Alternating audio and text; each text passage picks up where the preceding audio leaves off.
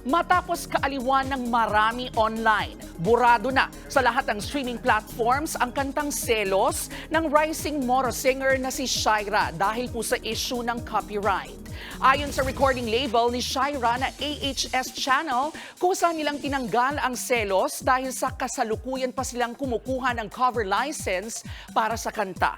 Kinumpirma naman nilang ginamit nga ang melody ng kantang Trouble is a Friend ng Australian singer na si Lenka para sa viral hit song ni Shaira. Nakikipag-ugnayan na raw sila sa team ni Lenka para maging official cover ang Selos. Sa kabila ng issue, hindi raw inaasahan ng recording label na magiging ganito ka-viral ang kanta at mababansagan pang Queen of Bangsamoro Pop si Shaira. Nag-reply sa isang comment sa Instagram si Lenka at sinabing gumagawa na sila ng legal na hakbang tungkol dito.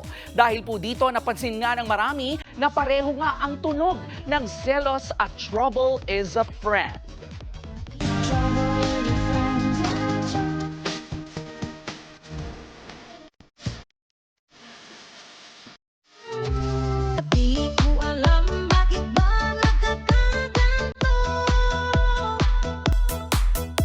Sadyang nasasaktan kahit di rin naman tayo.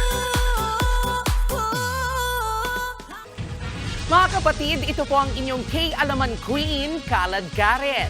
Always remember na ang K-Alaman ay K-Yamanan. Kaya para sa latest showbiz news at dagdag impormasyon, mag-follow at mag-subscribe sa social media pages ng News 5. K? Okay.